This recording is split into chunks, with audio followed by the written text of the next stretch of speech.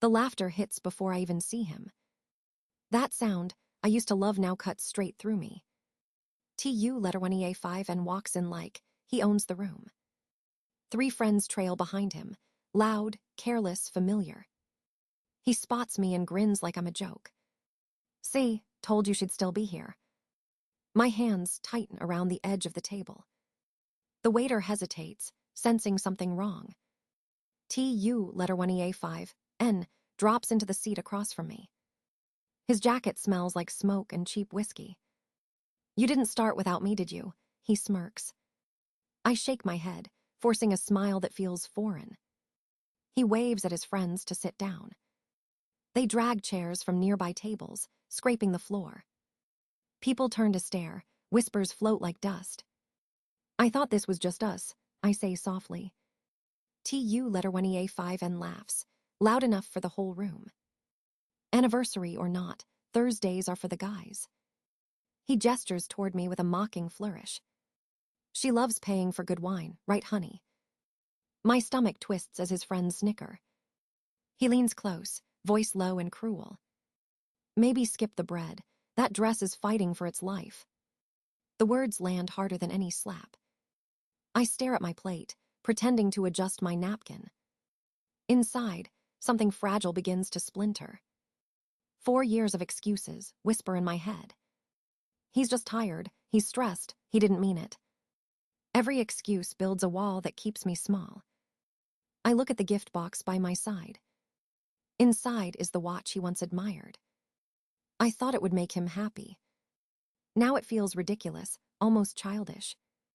His friends order expensive wine, laugh too loud. TU letter 1EA5, and tells a story about how I nag. They all laugh, and I finally stop pretending. The air feels too thick to breathe. My pulse beats in my throat, not my chest. I reach for my purse, slow, deliberate. Just the check, please, I tell the waiter. TU letter 1EA5 and grabs my wrist, fingers pressing too hard. Don't be dramatic, he hisses. We're celebrating. His hand burns against my skin, ownership disguised as affection. I look at him and see the truth for the first time. He isn't the man who fixed my light years ago.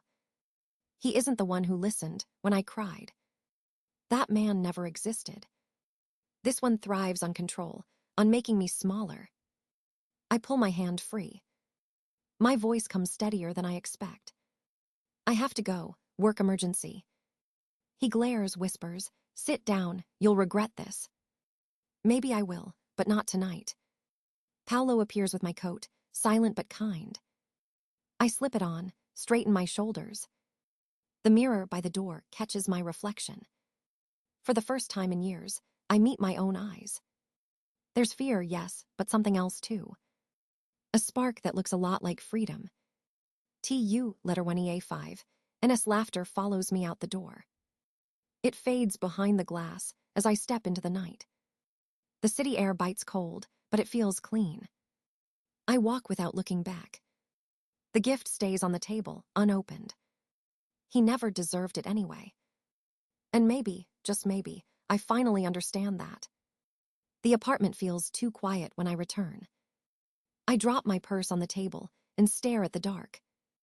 The clock blinks midnight in soft blue light. I sit, still in my dress, still pretending not to care. But the silence presses until I can't breathe. I pull open a drawer and take out a stack of papers. Receipts, rent slips, bank statements, all in my name. Every page tells a story I tried not to read. The car payments he promised to repay. The loans that always became emergencies. The credit cards used for things I never bought. I trace the numbers with my finger, slow and trembling. My savings account sits nearly empty. The dates line up perfectly with his excuses. Just this once, I'll pay you back next week. All lies wrapped in affection. I open my laptop and scroll through old messages. His words sound different now, sharper in hindsight. He said I was lucky to have him. He said no, one else would be patient enough. He said I was emotional, too sensitive, too soft. I believed him until tonight. Now I see the pattern, the invisible cage.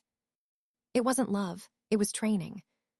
Teaching me to doubt myself, to give in quietly. I remember when he moved in, temporarily. His roommate stopped paying rent, he said. I covered the bills, thinking it was kindness. But kindness without boundaries is just surrender. I grab a notebook and start writing. Step 1, check every account. Step 2, change passwords. Step 3, call the bank. The list steadies me more than breathing. I keep writing until the ink smudges under my hand. I whisper to the empty room, no more. My voice sounds foreign but strong.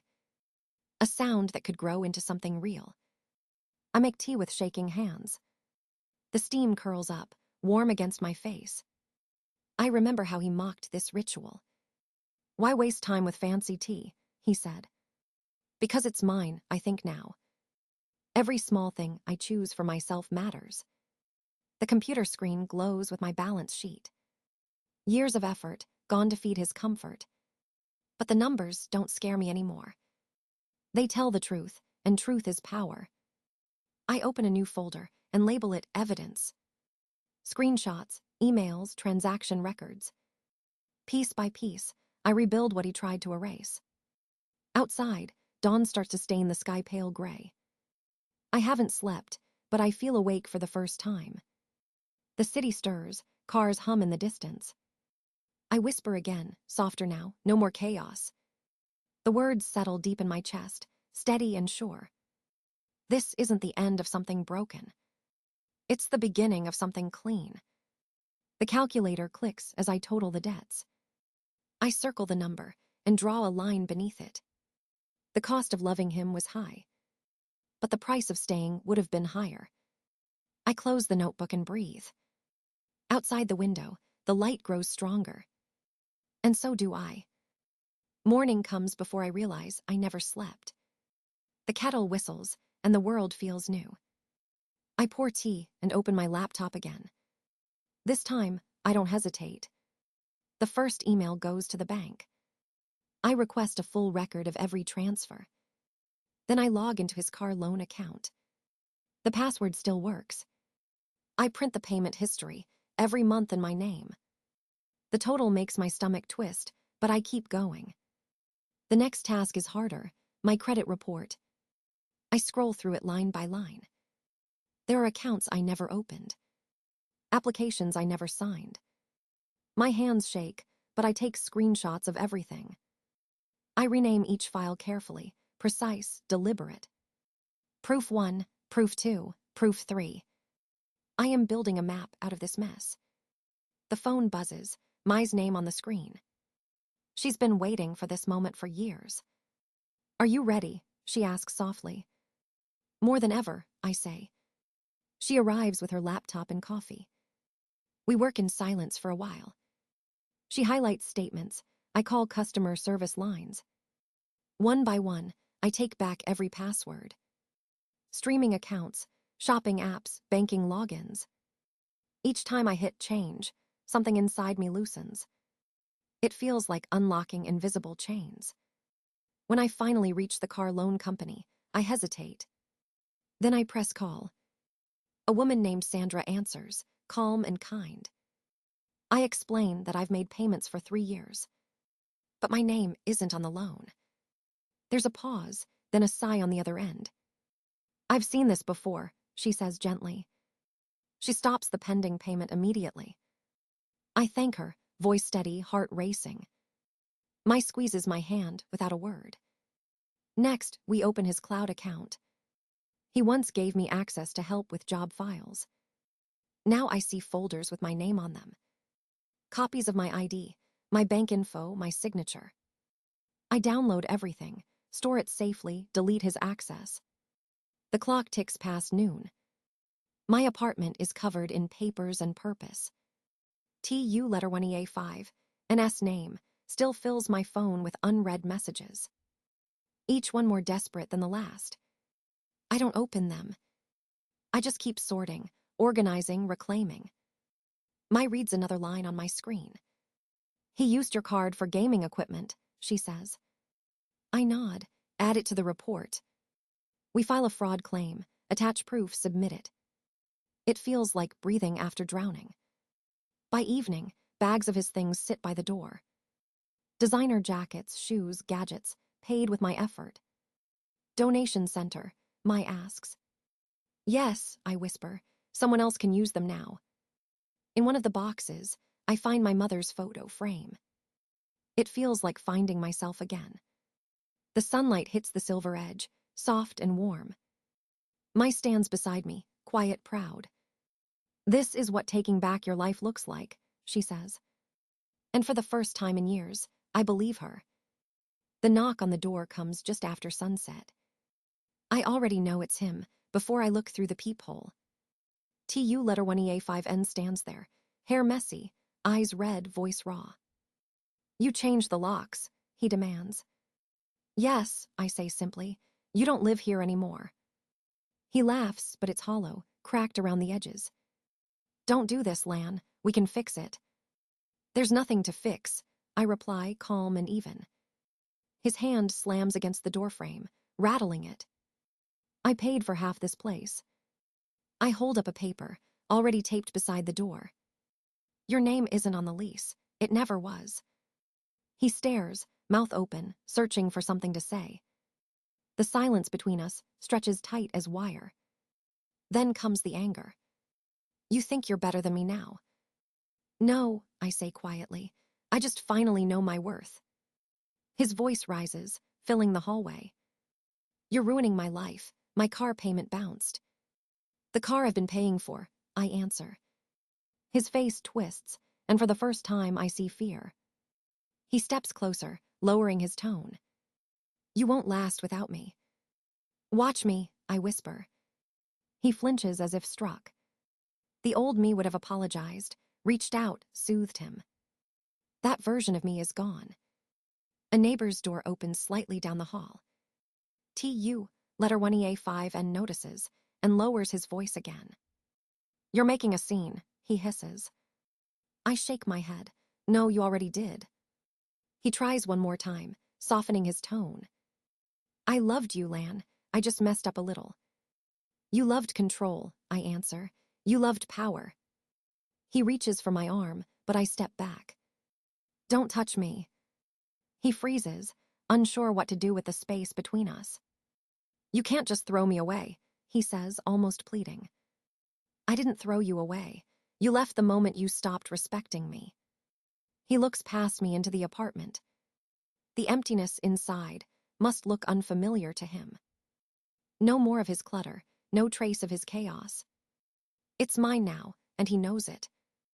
You'll regret this, he mutters, stepping back. I open the door just wide enough to meet his eyes. No, I'll heal from this. He shakes his head, disbelief clouding his face.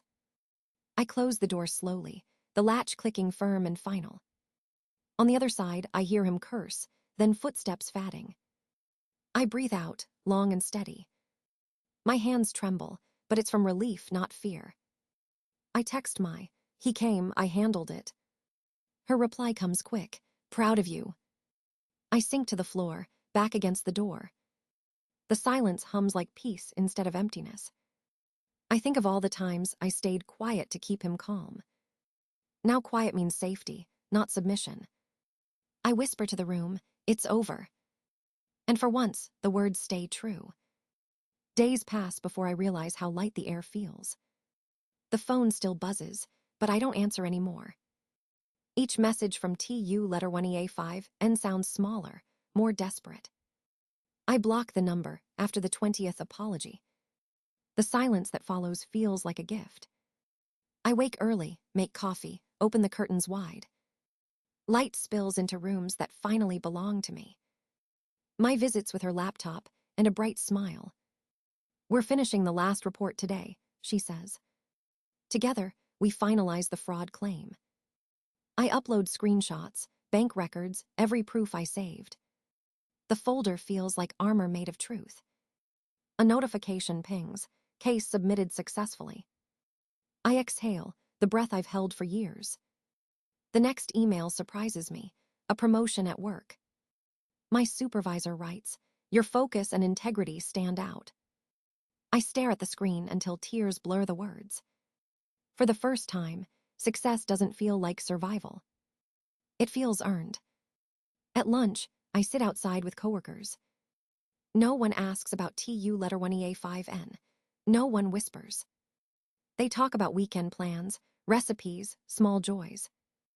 I join in, and laughter feels natural again. That night, I visit my favorite cafe downtown.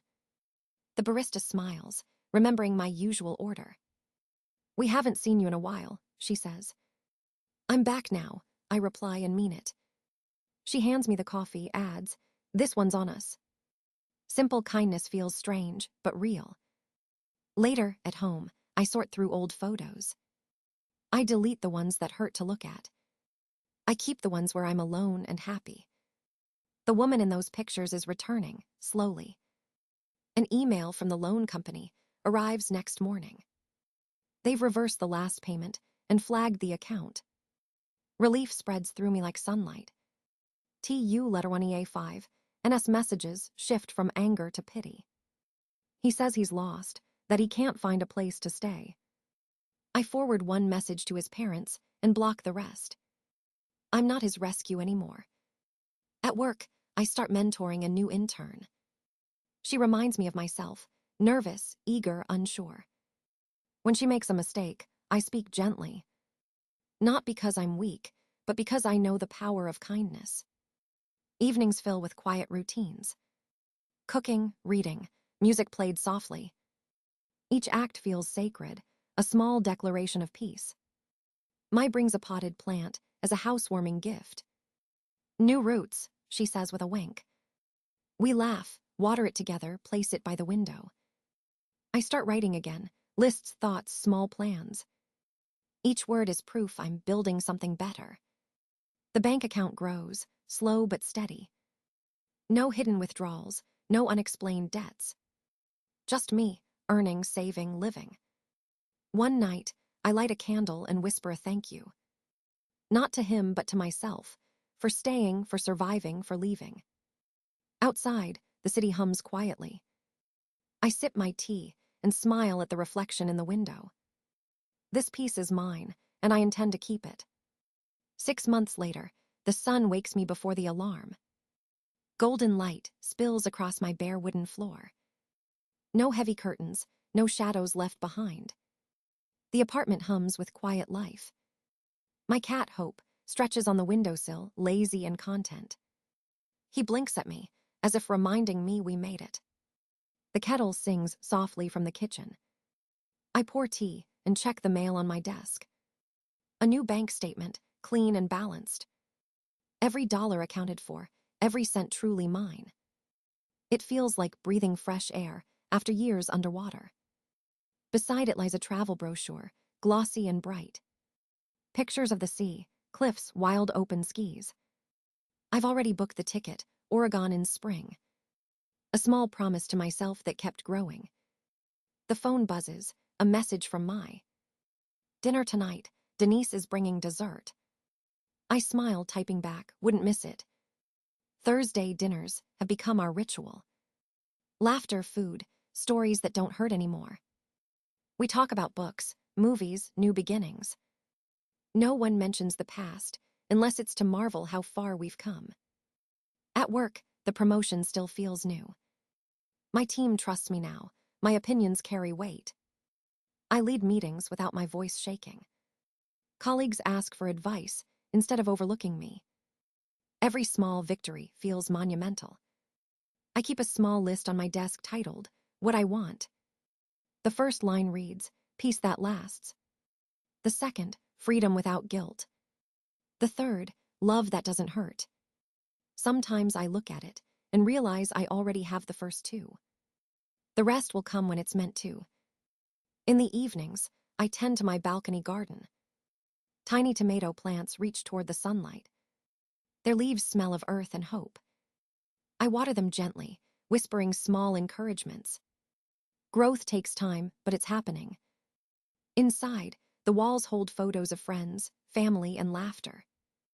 No traces of who he was, only who I've become. I still get the occasional unknown call. I don't answer. I don't wonder anymore. His voice has no power here. Sometimes I walk along the river after work. The city reflects off the water, calm and golden. I watch couples pass, holding hands. There's no envy, only quiet understanding. Love will return one day, in its own gentle way. But I don't need saving anymore. I already did that myself.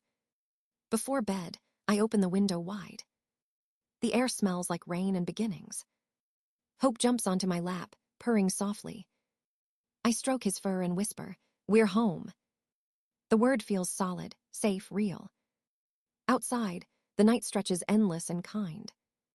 I turn off the light, knowing tomorrow will come easily. And when it does, I'll wake ready, not afraid. This life, simple, steady, mine, is enough. I close my eyes with a smile. Peace hums quietly in every corner. For the first time in years, I am whole. Morning light drifts through the open window. The world outside moves softly, unhurried, alive. I sit with my tea, warmth seeping into my hands. The quiet no longer feels empty, it feels earned. On the table lies a torn page from an old notebook. The words, "What I deserve," fade under faint stains. I tear it slowly, letting the pieces fall away. In its place, I write a new title, "What I Choose." The pen glides easier than it used to. Each word feels like a step toward something new. I choose peace over apology. I choose solitude over control. I choose to love myself without permission. Outside, a bird lands on the railing, curious and still. Its reflection flickers against the glass before it flies. I watch it disappear into the bright horizon. The air smells like rain and new beginnings. Some stories don't need closure, they need courage. I take another sip of tea and breathe deeply. No regrets, no shadows, just space to begin again. For the first time, I don't wait for anyone to arrive. Because I am already here.